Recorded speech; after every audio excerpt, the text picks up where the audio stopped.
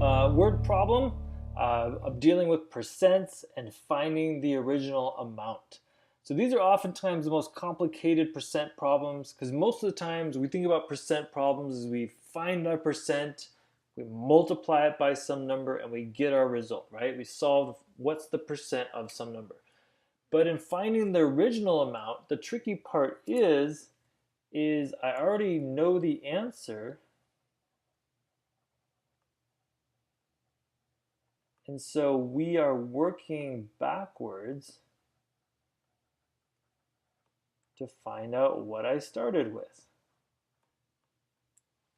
All right, so let's keep that in mind. Finding the original amount, I don't know what I started with, but after I took a percent, this is what I ended with, so we got to work backwards. So let's take a look specifically at this problem. At your job, you did really well the previous year and you got an 8% raise. Congratulations, you're awesome. This means this year you'll make $18.50 an hour. It's a pretty nice wage, right? Here's the problem we need to find. How much did you make an hour last year? So notice this is a finding the original amount, right? We know this year, we know the result after we get an 8% raise, but we don't know what it was for last year. So we have to work backwards to solve it. All right, let's go to our algebraic way of representing percents. There's a way to do every percent problem. So we always have a before, A, that's my original amount.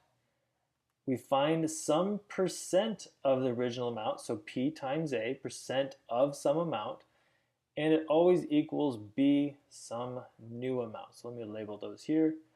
P is the percent. A is the original amount that I have, and B is just the new amount that after I find the percent. In pretty much every percent problem, we can turn it into some sort of equation like that.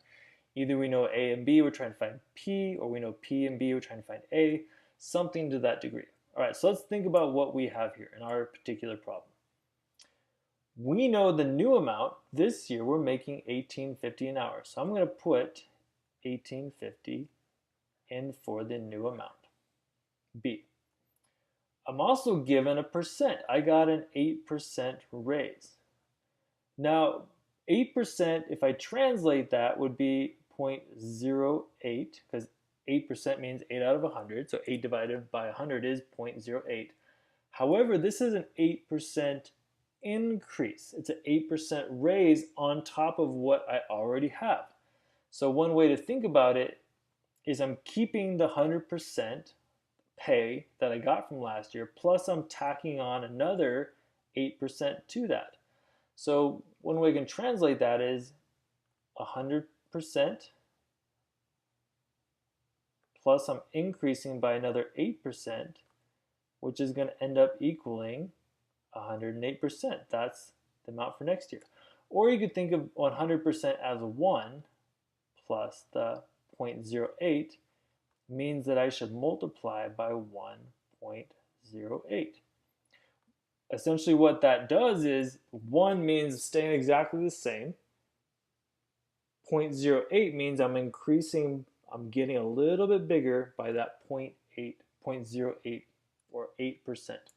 So my percent, there's a long way of talking about percents, but the percent I want to use is 1.08 and not just 0.08 because this is an increase problem.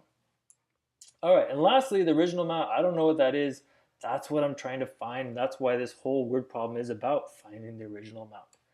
Okay, so let's solve that out. I have 1.08 times some unknown amount A, and it should equal $18.50. Well, to solve it, I want to work backwards. I want to solve for A, so I'm going to do a little bit of algebra. To get A by itself, I need to divide. The opposite of multiplying is divide, so I'm going to divide both sides by 1.08. And I'm left with A, my original amount, equals 18.50 divided by 1.08, which ends up being $17.50. if I rounded to the nearest dollar. So last year, you made, or the fictional person in this problem, made $17.13 per hour. Which makes sense, right?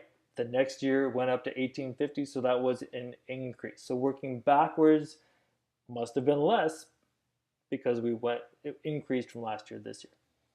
But there we go. There's a good example of finding the original amount. Hopefully it made sense.